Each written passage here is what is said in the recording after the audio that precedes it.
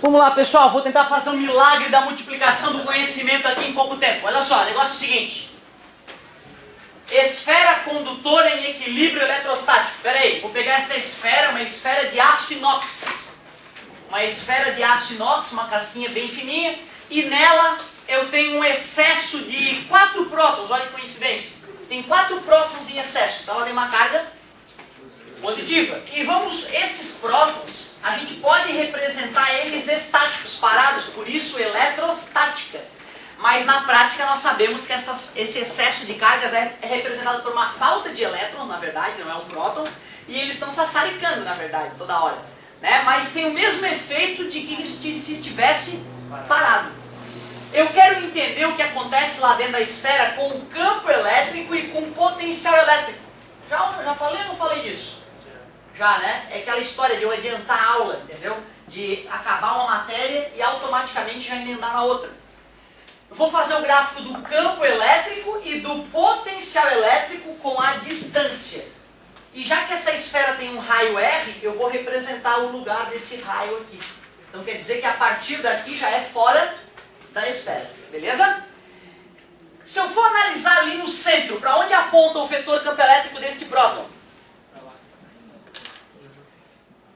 Isso, para lá, ó. Porque o campo elétrico aponta para onde a força elétrica que atua numa carga positiva e os iguais vai para lá, o campo elétrico desse. Isso. Ah, isso é o básico do básico, saber para onde é que aponta o campo elétrico. Como? Não, lembra que a gente, há um tempo atrás, desenvolveu a noção de campo elétrico? Aí tinha as linhas de campo. Para uma carga positiva, as linhas de campo apontam para fora. Para a carga negativa, as linhas de campo apontam para dentro. Quer dizer que o campo elétrico gerado por essa carga ali aponta para lá. Ele é menor que ali perto e aponta para lá. Eu só estou querendo saber para onde o vetor campo elétrico aponta, gerado por cada uma dessas partículas. E as distâncias são iguais. E as cargas são? Porque é tudo próton, não é isso? Ou seja, esse vetor campo elétrico anula esse. Esse vetor campo elétrico anula aquele. Qual é o campo elétrico lá no centro?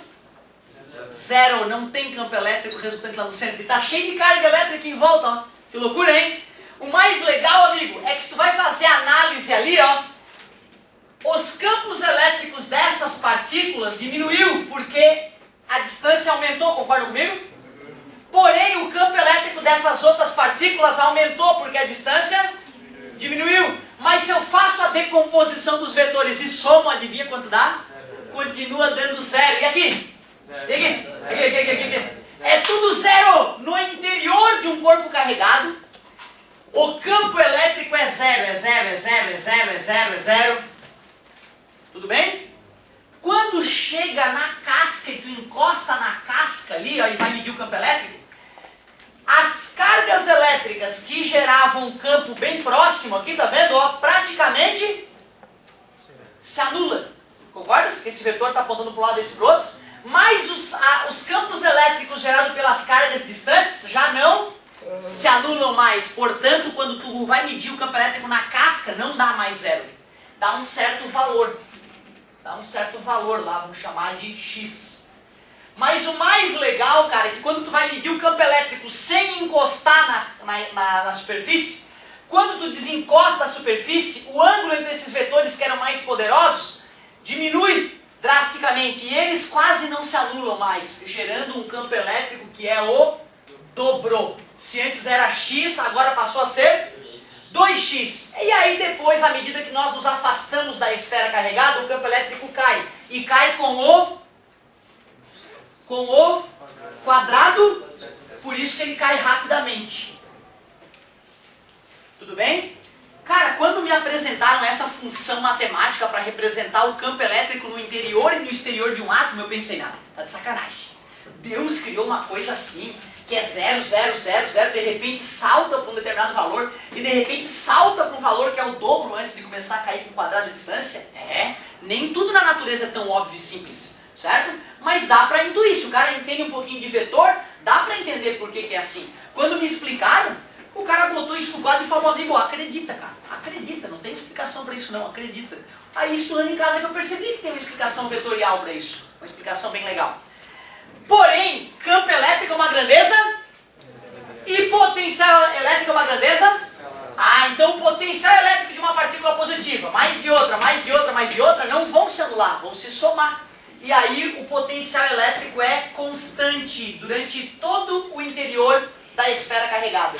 Só que na hora que chega e começa a se afastar da esfera, esse valor começa a diminuir, mas não diminui tão drasticamente quanto o outro. Por que não diminui tão drasticamente? Porque a distância não é ao quadrado. De tarefa, eu quero que além de vocês darem uma lida nessa parte da matéria, que é a física C, tu vais arriscar só 5 questões, e nesse caso tem que ser questões teóricas. Como elas são teóricas, tu pode fazer só a página 3. Toda a página 3, então. Será um pouquinho mais de 5. 1, 2, 3, 4, 5, 6, 7 questõezinhas. Beleza? Dá uma lidinha ainda que eu vou ter que comentar alguns outros detalhes, não só isso. Tá? Estão liberados em função do evento. Certo? Ó, 10 minutinhos para vocês poderem almoçar rapidinho. As ondas não estão só energia, né? Ótimo.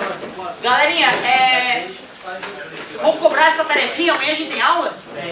Mas é durante, né? Só a próxima aula efetiva que eu vou cobrar essa tarefinha, beleza? Se programem, pessoal. Muito obrigado pela atenção e pela paciência. É o simulado.